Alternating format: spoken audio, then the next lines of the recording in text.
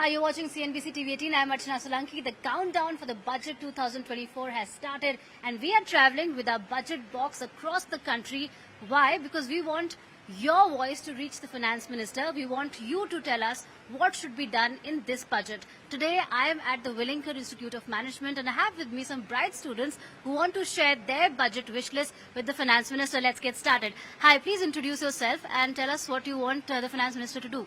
Hello, so I am Krupali Patel. So looking forward to the upcoming budget, I would like to see more funding in the artificial industry. So where AI is booming a lot coming this year, so I feel that more of investment in the R&D in different sectors like healthcare, education, defense and agriculture is something like it should be mentioned in the budget. Also, AI literacy is something very important. So more of institutions regarding to the AI and also like a partnerships with the academics and with the institutions and with the industries is something very important for enhancing AI as an profession. Also, the Startup India initiative is something very important. So this will help the AI startups to boost regarding incentives which they require and for the startups, the incentives, the infrastructures which they require for. Also, AI has two aspects which I feel that it's one of the data centers and the semiconductors. So with respect to the data centers, AI requires large data and to build its model upon. So more of infrastructure space with regard to the data and building upon that is something that should be looked after into the budget. With respect to the semiconductors, Taiwan is one of the leading semiconductor manufacturing across the world. So more of infrastructure in designing and in the research of having this is important into the budget. Thank you.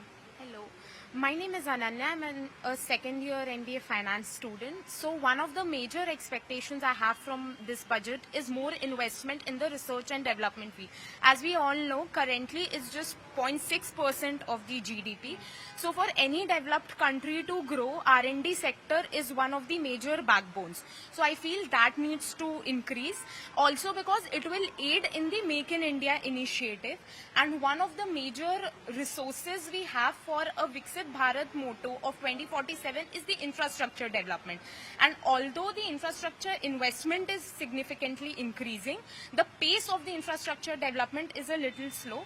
That is because of the civil engineering R&D lagging behind if we take the example of major developed countries. So if we increase in the civil engineering R&D space also, it will aid in the infrastructure development of our country.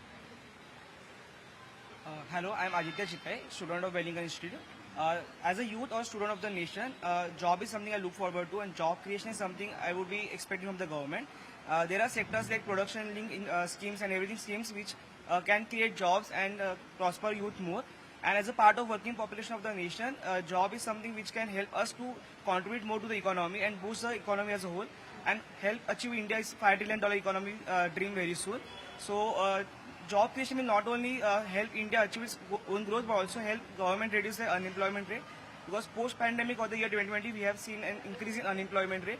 So definitely job creation can reduce the gap of unemployment also and create more jobs to the country. Sure. I'll come back to you. Let's come to you first. What are your expectations? Please introduce it. Hello, I am Mokshi Cheda, and being a second year MBA graduate who is specializing in finance, it is very important to look at the new tax regime that we have in place. Given the fact that the right now if we go to see income tax from individuals is about 30% of the total revenues that government is generating, and corporate taxes is only about 27%. So in that case, the individuals right now are feeling that they are being taxed more in this economy, and therefore some relief to them is required so that the taxpayers in India increase. Those reliefs and could be through few adjustments to the new tax regime. One of them could be that the income tax brackets for the new tax regime could be increased up to 20 lakh rupees to cover tax slabs of 15, 10% and 20%. Another one could be reduction in surcharges, especially for that of the higher income bracket.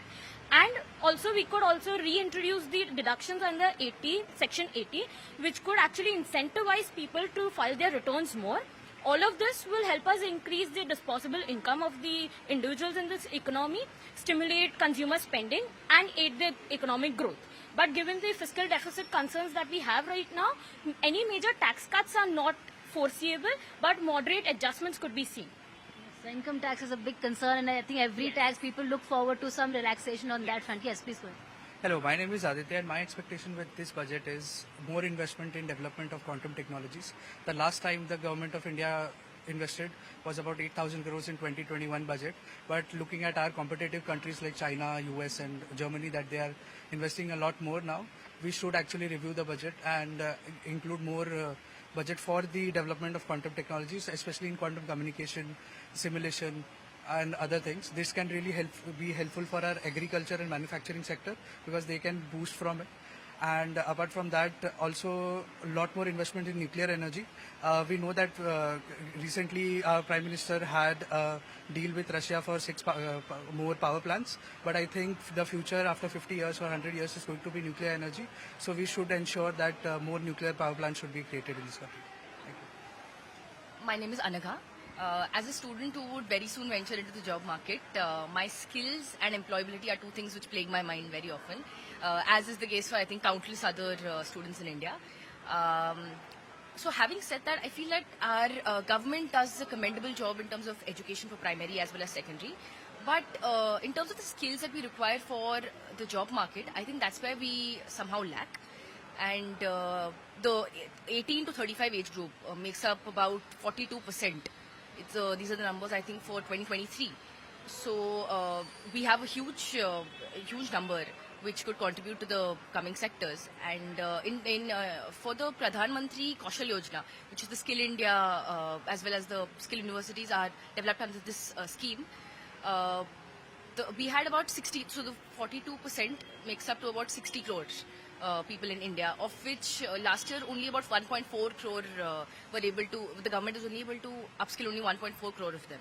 So I feel that there's a lot of scope. So in terms of funding, I feel the government could do more, as well as making sure that it's accessible to throughout of India, especially the tier 2 and tier 3 cities. It's important that these people are able to achieve that. Hello, my name is Sukhada Joshi, and in my opinion, the government of India needs to focus more on green energy and EV sectors for the upcoming budget. For the green energy sector, I expect the government to either introduce or expand on schemes like Pradhan Mantri Suryodaya Yojana, wherein the government has promised close to 1 crore households by installing rooftop solar installations. And these installations will help the households with close to 300 units of electricity per month, which will help us in reducing our dependency on fossil fuels and will also reduce carbon emissions as a country. For the EV sector, I expect the government to introduce FAME 3.0, which is a more stringent subsidy scheme than the FAME 2.0, which will cover a broader range of vehicles in addition to just four-wheelers. And also, I expect the government to provide subsidies and incentives to companies and startups which are developing or doing R&D for charging infrastructure in India, as that is one of the major concerns of EV owners currently. Hello, my name is Ambaresh Doshi. My major expectation from the Union Budget 2024 is for the government to increase its expenditure on education. Currently, according to the last budget, the total outlay as a percentage of GDP was around 2.9%. Although there was a 13% rise from the previous year, it's still not matching with the major global economies such as the US, which spends around 6% of its GDP on education itself. So I feel that if for any wealth creation, education is a primary step. So for this, the government should spend a lot more on education than it is right now. Around 14 lakh of our students already study abroad, according to the Ministry of External Affairs. I feel that this number could be reduced a lot if a quality education is provided in India and more is spent on educational infrastructure. Let's go back to those people. An important thread that's come out so far is concern about green energy, AI, investment in the education sector. Let's talk about what your expectations are from the budget. Hi, my name is Ritika, and as we look forward for the upcoming budget, my expectation is that they will increase and expenditure on infrastructure development. Earlier, the capex expenditure was 11.11 lakh crore, and there is an expectation is like it will reach around 12 lakh crore. Now, India being the largest, fastest growing economy and an emerging market, it attracts a huge investment, which in turn will lead to rupee appreciation and lowering the inflation, and people will have more buying ability. So, which indeed will need a better ecosystem, which will have more robust infrastructure and leading to more economic growth. For that, we need to have a robust infrastructure. That's why I have an expectation they will increase the capital expenditure. Thank you. Okay, so my name is Shreya, and as we know that agriculture sector is a backbone of the economy, and this is of course a digital era. So providing digital public infrastructure facilities for the agriculture sector to provide farmers with better credit solutions and access to better input credit and insurance facilities. This can be done by providing digital literacy programs and also digital credit platforms where farmers can directly connect to the financial institutions, and also providing digital platforms where farmers can directly exchange the products like pesticides, fertilizers, etc. And another expectations will be like sectors like manufacturing, technology, healthcare, in my opinion, are shaping the economy right now. And I believe they have a huge potential of generating job opportunities in the market. So providing more incentives to these sectors will provide more opportunities in the market, which will eventually stimulate the economic growth.